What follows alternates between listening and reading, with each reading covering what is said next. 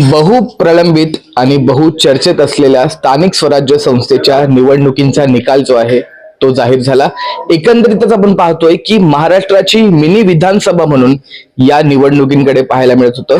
एक चांगली फाईट पाहायला मिळाली आणि एकंदरीतच आपण पाहिलं तर कुळगाव बदलापूर नगर परिषदेवरती नेमका कुणाचा झेंडा फडकणार अशी प्रत्येकालाच एक उत्सुकता लागली होती, परंतु बाजी मारली ती भारतीय जनता पक्षाने। एक सुशिक्षित महिला उमेदवाराला जे आहे ते नगराध्यक्ष पदासाठी संधी मिळालेली आहे।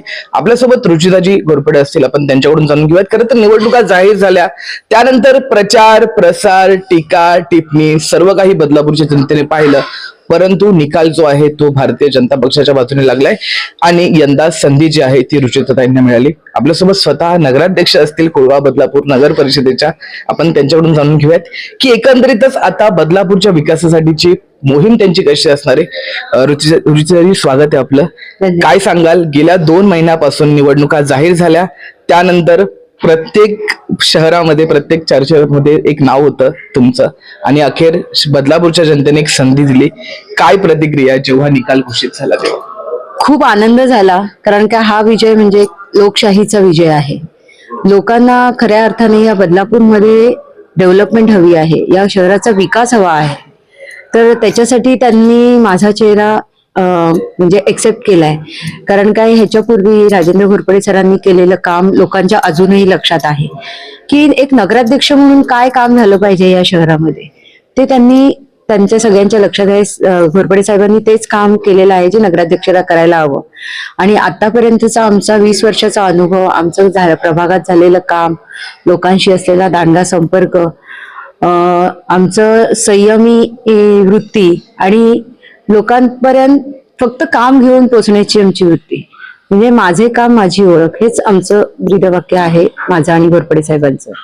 आम्ही आतापर्यंत विरोधकांना त्यांच्या प्रश्नांची उत्तरं कामातूनच देत आलेलो आहोत, तर हे आमचं पूर्ण सगळं जे आहे ते लोकांना आवडलं आणि लोकांनी आम्हाला एक्सेप्ट केलं आणि एक त्यांच्या मनात कुठेतरी विश्वास वाटला की भारतीय जनता पार्टीचे उमेदवार आहेत। कारण काय, भारतीय जनता पार्टीचे आमदार साहेब आहेत, हे विकासाला महत्व देणारे व्यक्ती आहे आणि त्यांच्या हातून ह्या शहरामध्ये विकासच घडत गेलेला आहे। त्यांच्याकडून आलेला निधी आमच्या प्रभागामध्ये आम्ही वापरलाय आणि तो निधी एक ना एक रुपया आम्ही प्रभागामध्ये वापरलाय हा दिसून येतो। असं नाही की कुठे पैसा ढापला गेलाय किंवा काय, असं कुठेही दिसून येत नाही। प्रत्यक्षात आमच्या ज्या वास्तू आम्ही उभारल्या आहेत, 2005 ला आम्ही पहिल्यांदा निवडून आलो, त्याच्यानंतर पासूनच्या सगळ्या वास्तू आता काय सुस्थितीत आहेत।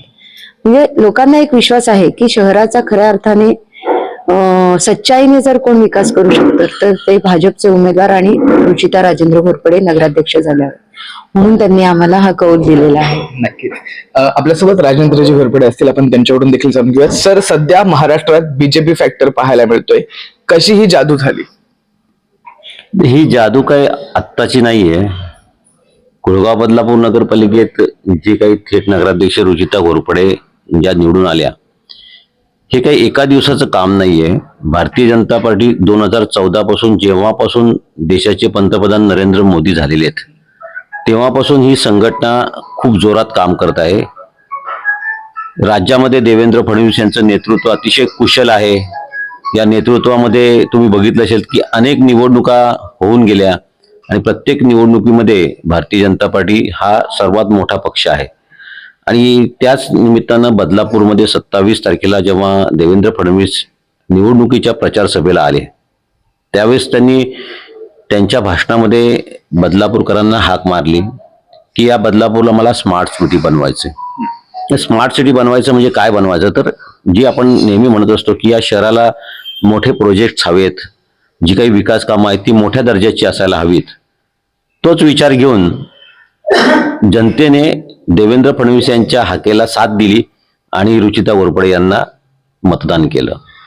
येणाऱ्या काळामध्ये आमदार किसन कथोरे यांच्या नेतृत्वामध्ये बदलापूर शहराला एक वेगळ्या वळणावरती, वेगळ्या दिशेने नेण्याचा 100% आम्ही प्रयत्न करू आणि आम्ही ठाम निर्धार केलेला आहे की या ठिकाणी भ्रष्टाचार मुक्ती, दादागिरी मुक्ती असा हा बदलापूर शहर एक सुसंस्कृत नागरिकांचा शहर त्यांना त्यांच्या पद्धतीने देऊ आम्ही।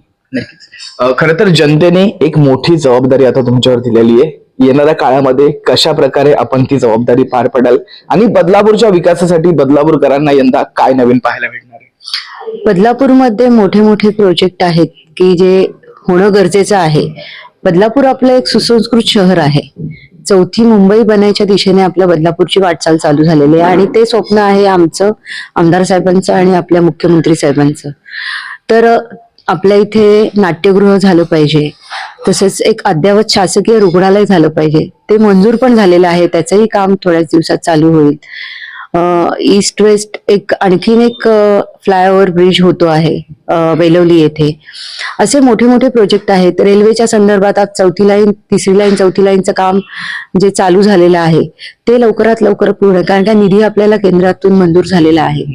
तसेच लाईटची व्यवस्था आहे, पाण्याची व्यवस्था आहे, त्या योजना सुद्धा मोठ्या, म्हणजे आत्ताची आपली जी बदलापूरची लोकसंख्या आहे त्याच्यासाठी जी गरजेचं आहे त्यालाही मंजुरी मिळालेली. म्हणजे असे मोठे मोठे जे प्रोजेक्ट आहेत, बोटॅनिकल गार्डन असो, अद्यावत एक खेळांचं स्टेडियम असो, की जसं मुंबईला मोठं स्टेडियम आहे वानखेडे स्टेडियम, तशा प्रकारचं आपल्या बदलापूरहून, काय बदलापूर आपल्या झपाट्याने वाढतंय.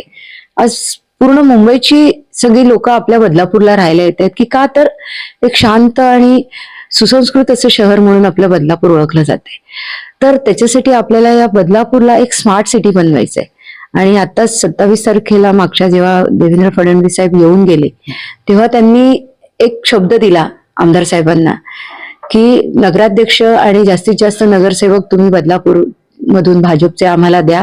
तुमच्या शहराला स्मार्ट सिटी बनवण्यासाठी मी कुठेच 1 रुपया पण कमी पडू देणार नाही. मग एवढा विश्वास मुख्यमंत्री साहेबांनी आपल्याला दिलेला आहे आणि तो आपल्याला खरा ठरवायचा आहे.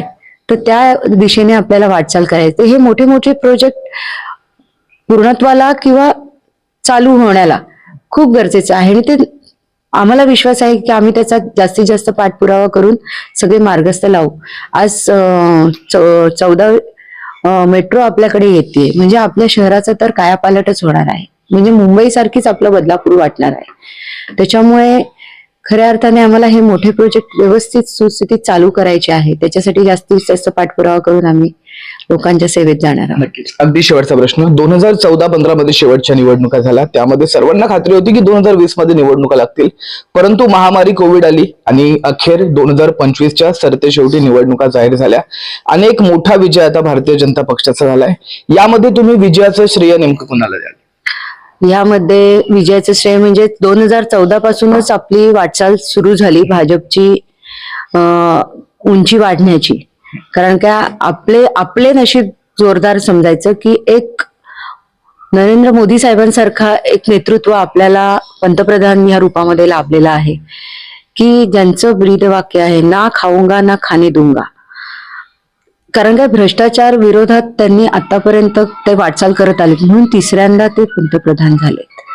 आणि त्यांच्याच नेतृत्वाखाली आपले महाराष्ट्र राज्याचे देवेंद्र फडणवीस साहेब आहेत. ते त्यांची सुद्धा दूरदृष्टी इतकी दांडगी आहे की शहराच्या विकासासाठी काय हवं आहे आम्ही मागायच्या आधी त्यांच्याकडे तयार असतं, असं त्यांचं विजन आहे.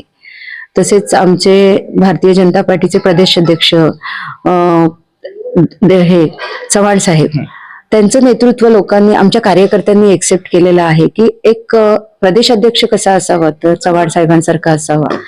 त्याच्यामुळे त्यांचं नेतृत्व स्वीकारून भारतीय जनता पार्टीच्या कार्यकर्त्यांनी खूप उत्साहाने या निवडणुकीत काम केलेलं आहे. आणि सगळ्यात महत्वाचे म्हणजे आपले या बदलापूर शहराचे लाडके आप्पा आमदार साहेब यांचं नेतृत्व तर म्हणजे आज 5व्यांदा ते आमदार झालेले आहेत. आणि खरंच म्हणजे त्यांचा विकासाचा आराखडा बघितला गेला तर उंच जात गेलेला आहे. आणि त्यांचंच मार्गदर्शन घेऊन आम्ही सुद्धा प्रभागामध्ये काम करत आलेलो आहोत आणि ह्याच्या पुढेही या शहरामध्ये करणार आहे. आणि त्यांचा एक विश्वास होता की भारतीय जनता पार्टीचा नगराध्यक्ष जर ह्या खुर्चीत बसला तर खऱ्या अर्थाने या शहराचा विकास होईल आणि भ्रष्टाचार कुठे होणार नाही, खऱ्या अर्थाने सगळी कामं मार्गस्थ लागतील. म्हणून त्यांनीही स्वतःच्या निवडणुकीत जेवढं काम केलं नसेल तेवढं जास्तीत जास्त सपोर्ट त्यांनी आपल्याला या बदलापूरच्या नगर परिषदेच्या निवडणुकीत केला. म्हणजे महिनाभर ते कुठे बदलापूरच्या बाहेर गेले सुद्धा नाही, इतकं त्यांनी आपल्याला सपोर्ट केला. त्याच्यामुळे ह्या सगळ्यांना श्रेय जातंय ह्या विजयाचं.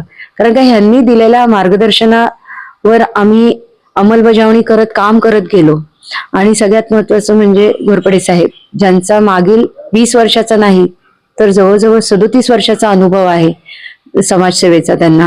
आणि त्यांच्याकडे पण एक विजन आहे. विकास आराखडा मंजूर झाल्यानंतर जेव्हा ते स्वतः नगराध्यक्ष होते, तेव्हा नगराध्यक्षांनी काय काम करायला पाहिजे बदलापूरमध्ये. आज गटार, पायवाटा, रस्ते वगैरे तर नगरसेवक करतातच, पण एक नगराध्यक्षांनी मोठमोठे चौक सुशोभीकरण, रस्ते रुंदीकरणासारखे मोठे प्रकल्प त्यांनी, कारण काय लोकांचा विरोध पत्करून ते काम करणं खूप कठीण आहे, पण ते काम साहेबांनी केले. त्याच्यामुळे त्यांनी केलेल्या कामाची पोचपावती आज मला मिळालेली आहे.